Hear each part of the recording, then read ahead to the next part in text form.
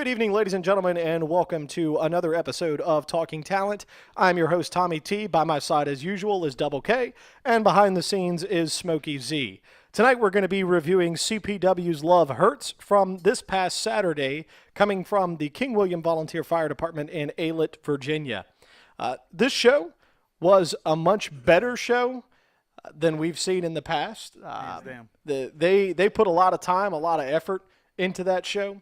It had a good card. It had good talent. I was really impressed with their ability to pull this together, and just the way they presented it was all around better. Even the production side of it was better than what we had seen before. Oh, no question. I think, as we go through the show tonight, there were a lot of new faces. Yeah. There was a lot more energy throughout the crowd. Absolutely. In our episode we just released from on location that night, I referenced for that show, the entire right side of the building never sat down. Yeah, I mean they were on their feet the entire time from the time the bell rang to start the first match until they were leaving. They never sat down. No, to use the word electric, it was electric. We talk about scaling things here and there to different venues compared to other shows we've been to. I think that's how we could describe this one. Yeah, it was definitely a well-put-together show. The folks over at CPW did a really good job with the card and just the way they presented the entire program. So we're going to go ahead and get right into our first match of the night, which was originally scheduled to be the Geordie Bulldogs versus Lavishing Leo Kirby and Ray Vex. Now, the Geordie Bulldogs are it's two brothers, I believe, Mark and Sean Denny, that form that team. And then, of course, Ray Vex and Leo Kirby being individual characters as well. Now, something happened between the return of the commissioner for CPW, Phil Stamper, who basically stepped in and said that he wasn't going to allow the Geordie Bulldogs to compete. And then there was some sort of altercation that occurred in the ring between Leo Kirby, Chris Sharp, and the referee, which is Chris Sharp. Which is Chris Sharp, right. And whatever transpired there turned into someone coming out from the back to partner with Chris Sharp and ultimately resulted in a tag team match between Ray Vex, Lavishing Leo Kirby, the referee, Chris Sharp, and Kid USA. Which one? The original. The original Kid USA. How's your fiance doing with understanding that whole thing?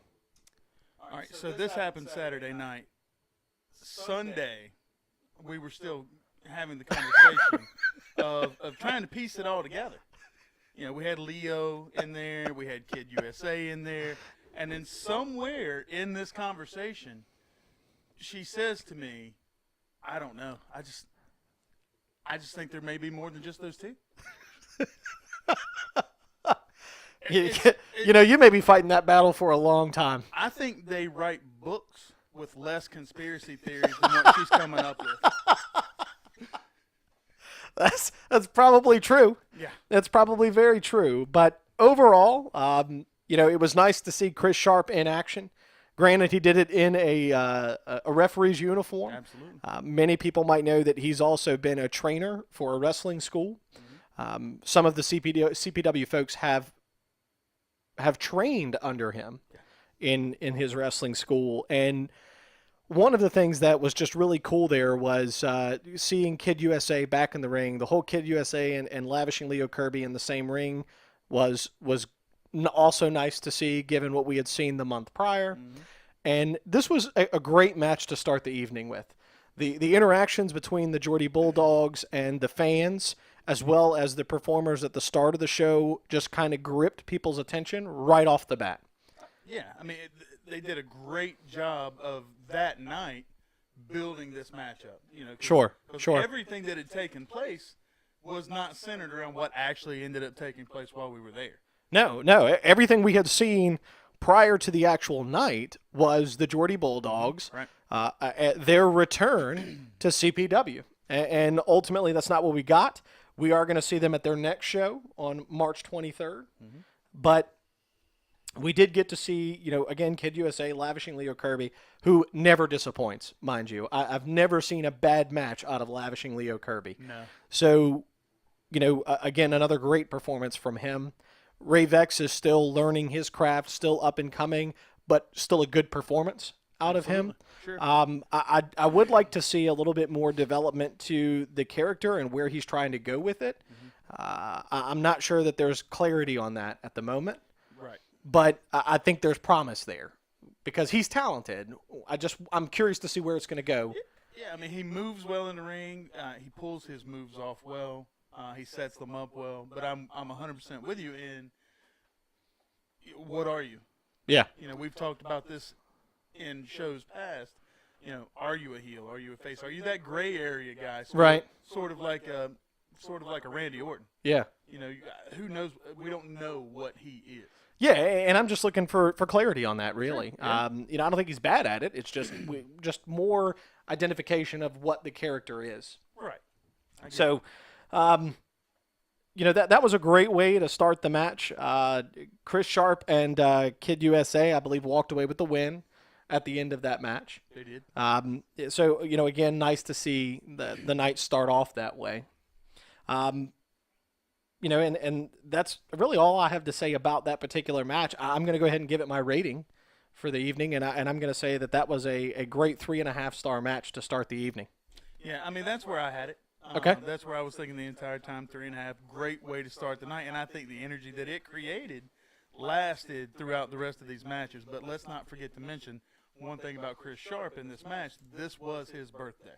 Oh, yeah, that's absolutely correct. This was his birthday match, so instead of theme music after this victory, he was serenaded to happy birthday by the entire CPW crowd. Absolutely, and I don't know that there's a better way to end the match. I think I'd rather hear that than have to listen to my theme music, to leave the building on, because you hear that all the time. Oh yeah, absolutely. So 3.5 stars from both of us on the first match. I'm going to let you go ahead and talk about the second match. All right, so in our second match of the night was a big one. It was a big one. We had our first that we've experienced CPW Battle Royal. Yes. We had 11 CPW performers in the ring. I'm just going to go ahead and list them off. Okay. One by one. We had AK God of War. We had the Hillbilly Kid. We had El Burrito. Jeffrey Gordon was in the ring. John Washington had to have an extra ladder to get in the ring, but he was in there. We had Salvation in there.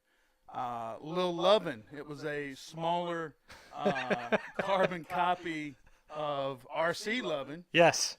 Yes. Drago number 3. I'm going to come back to this next guy in a second. Okay. Huggy Bear was in there, and Mikey Banker. And the one I want to come back to is David Dodson. David Dodson, folks, if you were not at the show, was a super fan. Yeah. Who was allowed to participate in the Battle Royal under the stipulation that as long as he lasted 5 minutes in this Battle Royal with the other CPW stars who do this for a living. This is their career. This man is a fan, just like we were sitting in the crowd. He was sitting in the absolutely. crowd. If he lasted 5 minutes, the next show on March 23rd is free for everybody. Yeah. Yeah. It's on the house. Yeah, and we even got tied into that a little bit when we were, we taped that on location episode. Mm-hmm. And the folks from CPW, Brent Flainer, brought over the document that they had him sign, the physical waiver that was going to allow him to get in the ring and perform. He dropped that off and said, hey, guys, just take a look at this. Validate for us that it is signed, it is dated, it was. So he was legitimate. He was a legal participant in that event. And lo and behold, what did he do? He lasted 5 minutes. Yeah. I mean, I'm not exactly sure how far past 5. It doesn't matter? No. Right. Five. That's all you needed. But to note, not only did he last 5+ minutes in this match, he actually, as a super fan, eliminated a wrestler from this show. Yes, he did. From this match. So it was a solid performance. Yeah, I mean it was definitely a great performance overall, and there's a lot to be said for having that many guys in the ring at one time, and then bringing a fan in who doesn't have any training, who doesn't have any expertise, doesn't have the ability to really do what the other guys do, and he still lasted 5 minutes, and got every CPW fan into the March 23rd show for free. Oh yeah, so I mean, huge applause for this guy. Absolutely. David Dodson, hats off to you. That was an amazing performance that night. Absolutely. So, if we think about the other folks that were involved in this match, AK God of War, Hillbilly Kid, which this was the first time we had seen him as well. Yeah. El Burrito, we've seen him before. Jeffrey Gordon, folks, not to be confused with the retired NASCAR driver. Just want to clarify that. John Washington, one half of the Munchkin Guild. Salvation, Little Lovin', Drago number 3, Huggy Bear, and Mikey Banker. This was a segment, and Battle Royals are always good because it allows for the promotion to get several performers in the ring, give the audience a chance to see them, and I mean, it makes people happy. Right. You get to see different people, you get to see different acts, you get to see a lot of people in the ring at the same time. Salvation winning this for me was outstanding. Again, great job to CPW for that. It was really good to see someone of his caliber to get that W. You know, we've talked about him before, and I think that the future looks brighter and brighter for him. No doubt. With every match he has. I don't question without any thought in my mind that Salvation is a future heavyweight champion. Salvation is a future main eventer. Salvation is a guy that's going to go on to do great things as long as his passion stays in the business and confident in what he's able to do. Well, I mean, it's like you've said before, and we've talked about off camera, and we talked about that night. This guy has a huge physique. He stands out in a crowd, like especially in a crowd like a Battle Royal. Yeah. He looks like he eats hillbilly kids. Yeah, he was easy to spot throughout this entire match. Yeah. I mean, it's a noticeable size difference when he steps in the ring. Absolutely. But you know, we talk a lot about character. You know, what the character is walking to the ring. Heel, face, gray area. He's definitely a gray area guy. Oh, absolutely. He's definitely a gray area guy. And he plays that part extremely well. He pulls that off extremely well. But when it's time, we've seen him actually wrestle 2 or 3 times now. Maybe 4. But every time he wrestles, he just dominates, as you know, someone with his physique should. Yeah. That's the way that character should go. So I'm 100% on board with you when I think he's a future main eventer. He's a future title holder, whether it be Mid-Atlantic Championship. Whether it be CPW heavyweight champion. I definitely see some gold either on his shoulder or around his waist. Wherever he wants to put it. I mean, he's a pretty good sized fella, so I don't know that it's going to fit. That's true. So and not unfit. No. As a big guy, he's just a solid. He's just big. Yeah. He's just a big dude that I don't think you would want to mess with. No, I would agree. How are you going to rate this one? I mean, it was a well done battle royal. Yeah. It was well done. It was hard to just pay attention to one person, but what I liked about the battle royal was that it was nonstop action. Yeah, from the beginning to the end. From the beginning to the end, even with the super fan in there, there wasn't a guy or a couple guys just off to the side hanging out. No, because they didn't know what to do. Everybody was active. Everybody was involved. And then at the end, Salvation, I said this on our show the other day, tosses Jeff Gordon out of this ring like he's a paper airplane to get the win. So I was very impressed. I'm gonna go ahead and give it 4. Okay. I'm not quite there, but I'm gonna say it's gonna be the second 3.5-star match of the night. I think that there were still a few things they could have done a little better. Sure. No fault of anybody in particular. It was just the action, the way it transpired. I think they could have organized it a little better, but not at the fault of any of the performers. It was making the best they could with the circumstances they had, because in that ring you had performers of various levels of talent. So you had newcomers, and then you had guys that have been doing this for a while. Right.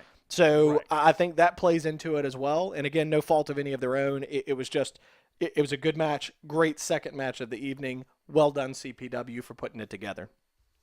So right following this match, we saw the arrival, the some would say controversial arrival That's fair. to CPW of Ace Dalton and his best friend.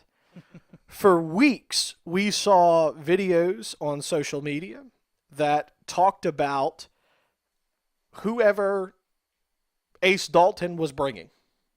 And we knew he was bringing somebody with him, but would never really gave away who he was bringing. He shows up Saturday night at I like his CPW. outfit, by the way. Yeah, it was legit. I haven't seen Zubaz pants since maybe 88, 89. but just Well, that's probably when Rip Sawyer was at his prime too. So that was his best friend, Rip Sawyer. yeah. That's who he brought in with him. Who a lot of folks would probably know is what I would consider to be another indie wrestling legend in the area. Absolutely. Been around a long time. He's been in the business. He looked great. He did. I mean, he came out. He was looking fit, Yeah. looking trim, and looking like he could go at any minute. Yeah, with anybody on that roster. Yeah, it was not what I was expecting to see, honestly. I was expecting to see, I'm not sure how old he is. I know he's not ancient, but he's not a toddler either.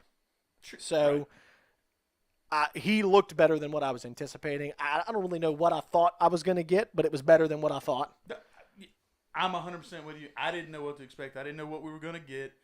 Anytime we get to hear of a legend coming back, whether it be an indie legend, whether it be a WWE Hall of Famer that we haven't seen in a long time, that we know is a little long in the tooth, you don't know what you're going to get. No, you don't. But Ace Dalton has a way with a microphone. He's got a way to interact with the crowd. He's got a way to present his information, albeit controversial at times. But he has a way to do it, and he does it well.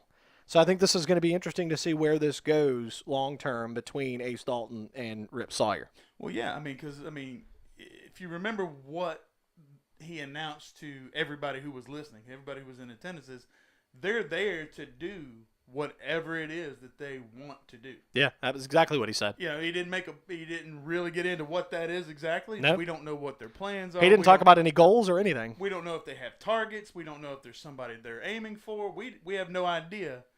All we know is that they're going to do whatever they want to do, and it doesn't really look like there's much that can be done about it. I'd like to see who's going to stand in their way. Absolutely. So, the next match that we saw in the evening was the return of Porkchop Johnson, who we have not seen since the loss of his CPW Heavyweight Championship to one half of the Munchkin Guild in John Washington. So, with his return, he was taking on a newcomer, the debut of Jeremy Rhodes.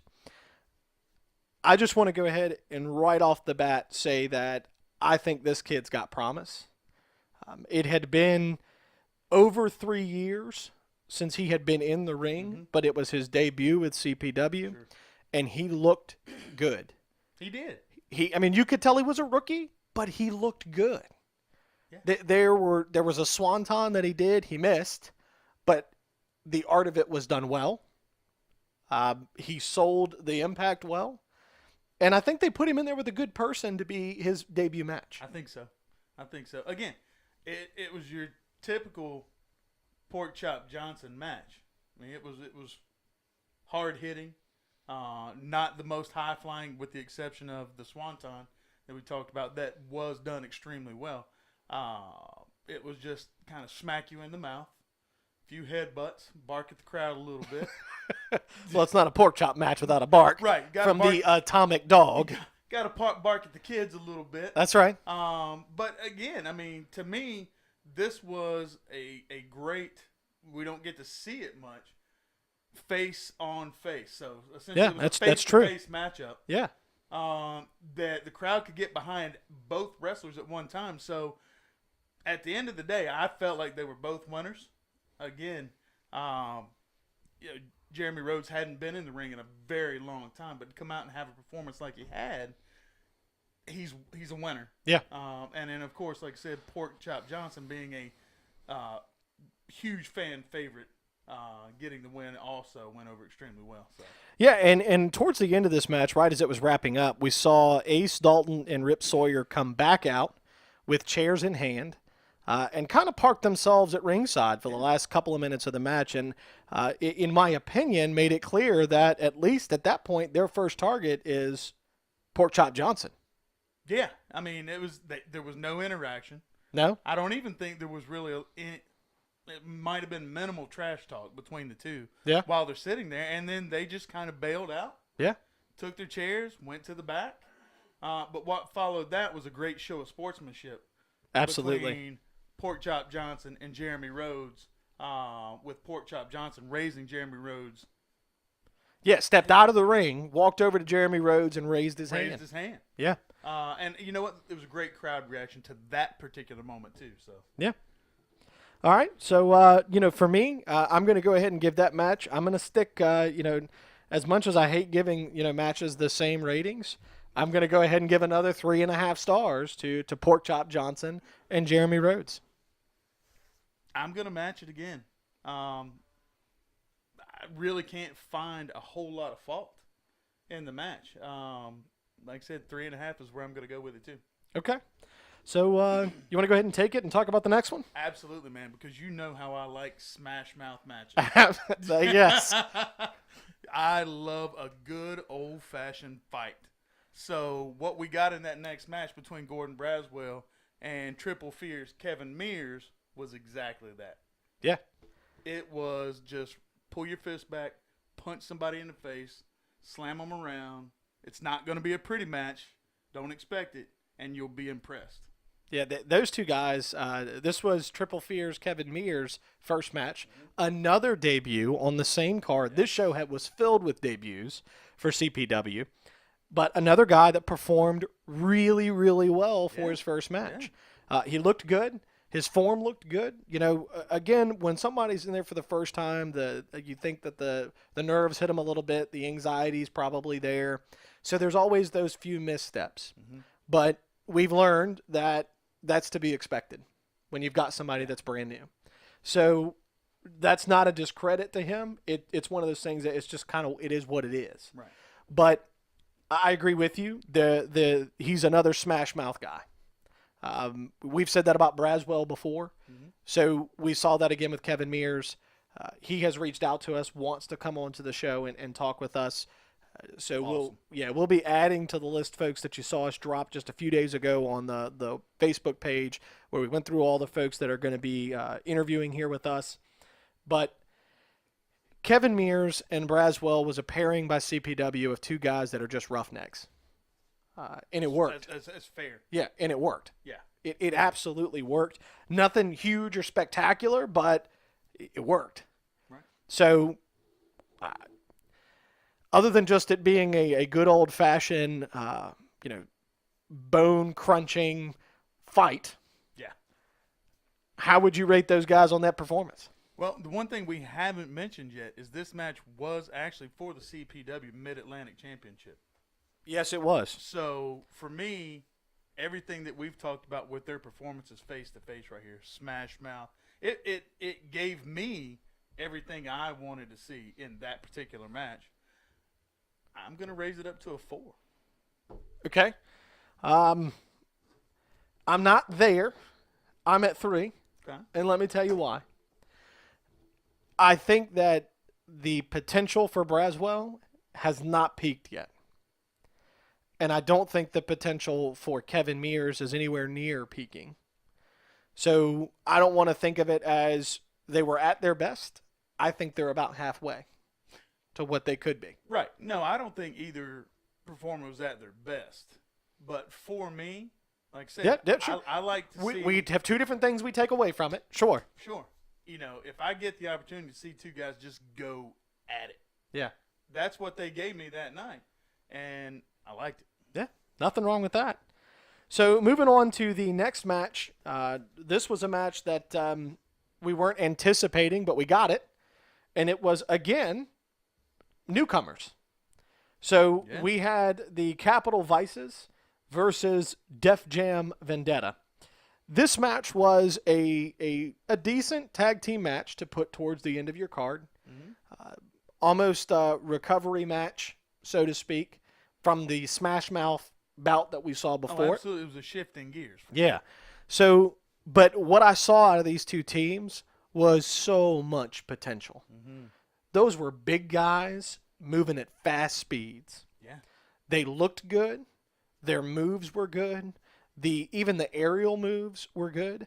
Everything about that match shows me that we're just seeing the start for those two tag teams. Sure. I mean, it was powerful. It was graceful. Again, big guys doing big man moves, but at the same time, they were going to pull off some things that you didn't think that they could do. Yeah, absolutely. But that's what makes it exciting. Yeah. That's what leads you to those moments where it's like, God, this is what wrestling is about. Yeah. Yeah. It is Absolutely. is buying into the unbelievable, to believing what you didn't think was possible. Well, and something else that both of these teams did really well before they ever got in the ring was engage on the way to the ring.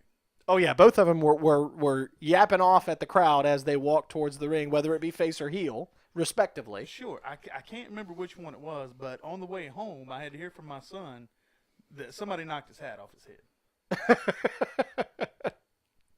You and I knowing him, he probably deserved it. That's probably very said true. something and earned it. But the fact that they're willing to reach out and acknowledge kids ringside, adults ringside, engage and pull everybody into that, I'm sure that he gave them, while they were in the ring, everything that they were looking for with that. Absolutely. He, I have no doubt that your son deserved it. Absolutely. He probably deserved more than that. They probably were reaching for his face, but they missed and hit the hat. So any time that I can see two teams of big guys get in there and pull off a great match is entertaining. And we've seen that. We've spoken plenty of times before about, scaling things. But Sure. we've seen it at every level where you've got tag teams that just make you believe. This match allowed me to just be mindful that tag team wrestling is still a thing. Yeah. It's still possible to be excited by it. And I think these guys delivered on that. I look forward to competitions between them in the future. I look forward to seeing these guys take on other tag teams that we've seen, whether it be Simply Safe-ish or the Hellcats or any other tag team that we've seen, the Geordie Bulldogs, who we didn't get to see in action, Timmy Danger and his Sanctuary. Any of those folks, I think that would be exciting to see how that's going to transition when it's different teams that aren't, matching big guys in the ring with them. Sure. I agree with you. It does seem throughout the last 10 plus years, even though we've tried to push tag team wrestling to a forefront, I just feel like it's still coming up short. But like you said, when you see guys in there moving the way they were, pulling off the moves they were pulling off, and one word comes to mind, that's continuity. Yeah, absolutely. It wasn't choppy. It No. wasn't lackluster in any sort of way. So it does give me hope that tag team wrestling is on the way back. Yeah. And it does have a shot of surviving, through the years. Yeah, absolutely. For me, this was every bit of a 3-star match. Again, I don't think they were near their potential, but I think it was a good match, a good solid match. Yeah. And again, I'm going to go 3 with you because it was a great way to shift gears, recover from, like we said, the match prior to that was just hardcore smash mouth style. Shift gears, get the crowd a little more energized for the higher speed action that was coming. So again, I'll match you at 3. Okay. So that's going to wrap up that particular match. So you want to go ahead and take it for the main event of the evening? Absolutely. Our main event was actually for the CPW Heavyweight Championship, which is currently held by Sledge Gibson. That's true. And he was defending against the high flyer, the ageless wonder, Ethan Cross. Who we're going to have the chance to talk to in just a week. Absolutely, man. That's going to be exciting.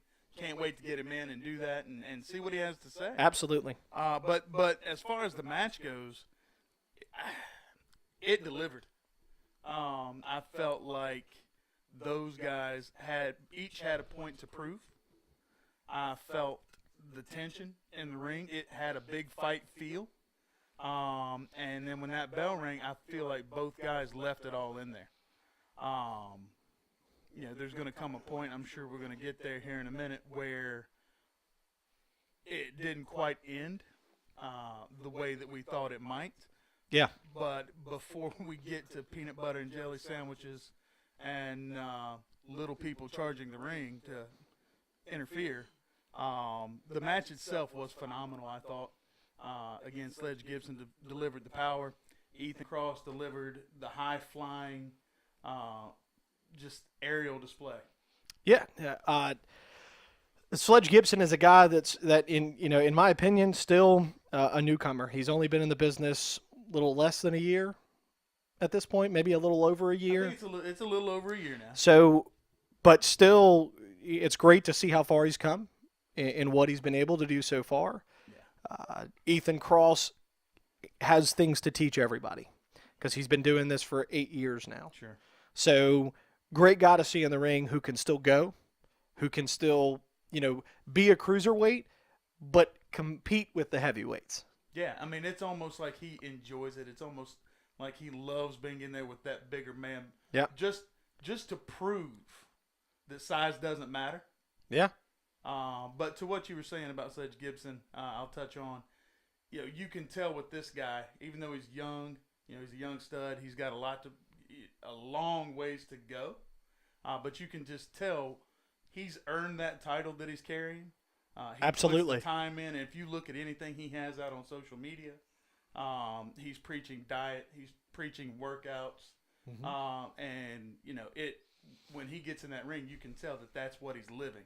He's not just talking it. No, I think he is who he is. Absolutely. And I think there's a lot to be appreciated there. I think there's a lot to respect there about somebody who puts that time in because he believes in where he wants to go and what he wants to do with it. Mm-hmm. So I think there's a lot to be said for that. Ethan Cross, nothing to be taken away from him. This guy's a stud. To be able to, we mentioned before, the most probably physically fit person that's on CPW's roster. Yeah, it's mind-blowing. Yeah, his physique at 45 years old is, there's teenagers that he would make envious of the way he looks. He still moves like he's 20. Yeah, I don't get it. We've talked about it before. If he could bottle that up and put it on a shelf, he could give up everything else he's doing. Yeah, we have to talk about the frog splash really fast. Sure. That he delivered. I wish that we had some sort of video to post up here so you could see the height he had on this frog splash. It was full extension, full frog. Yep. And back to full extension, and he just planted Sledge Gibson with this thing. Yeah. And it was awesome to see it. The landing was great too. Yeah. It wasn't like a short shot or an overshot. It was perfect. It was spot on, yeah. And we've always talked about how whenever you have some of those moves, it takes two parts: the person who's selling it as well as the person that delivers it. Sure. But that spot was well done by them. Now, I'm not going to give this match a rating, and here's why: because it didn't end the way it should have ended. Fair. Towards the end of this night, we saw John Washington, Humphrey J DuPont, the 565th, and KR Superstar come into the ring. It started with the briefcase taking out the ref, and then it just turned downhill from there. And the attack, ensued on Sledge Gibson from those three. Now, Ethan Cross joined in on it once he got back to his feet. But after that, as they were leaving, there was an altercation that occurred at our table on location that was not invited. It was not welcomed. They don't have a spot on our show. And so I just want to take a second and talk about, we had Father Time and the Munchkin Guild come at us as they were leaving and basically, one, accused us of favoring one person over another, and two, retaliating for what we had said about them in the past. So I just want to be clear that we've invited KR Superstar to come in for a face-to-face interview with Sledge Gibson. He is now stating that he doesn't want to come in for an interview. He wants to stay off somewhere else and let Sledge be here in the studio while he calls in on Skype. I mean, there's a word for that.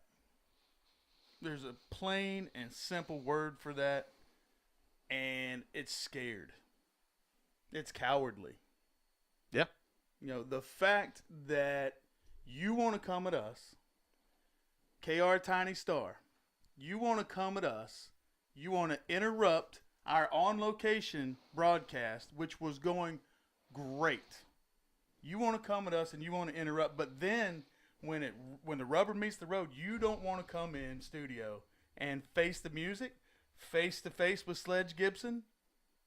Come on, man. What's going on? You know, I actually do have a rating for this match. I do. I'm going to change the number system a little bit. Okay. I'm going to rate this match about 4 feet 6 inches. I'm matching KR Tiny Star's height. Got it. I think you're giving him some credit there.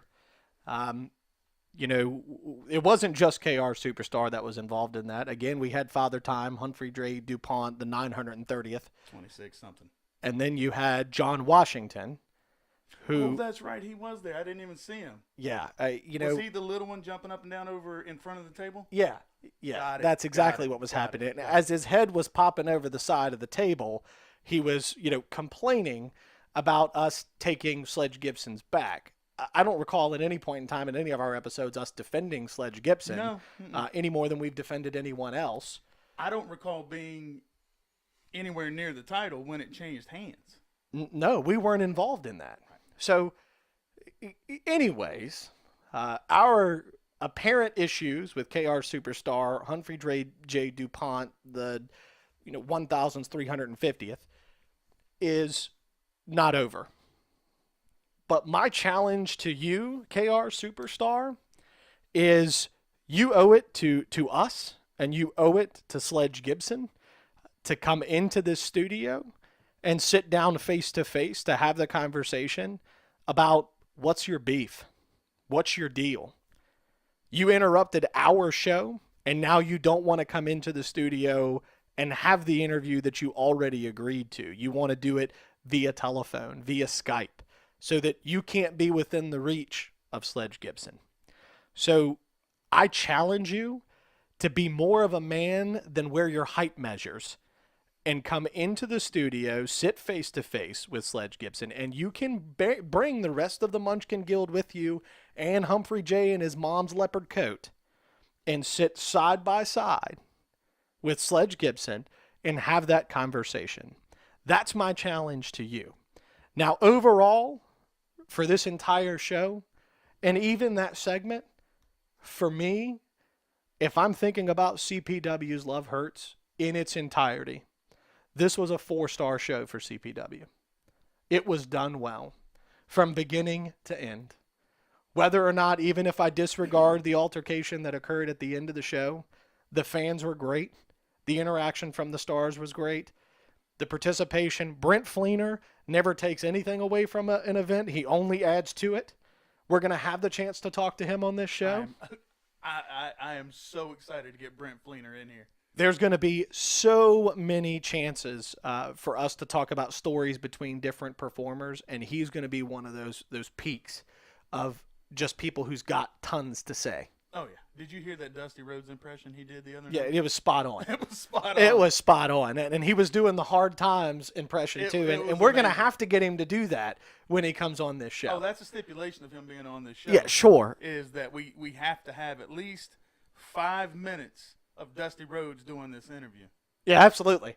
Without any question. All right, Brent, we're going to hold you to that. That's right.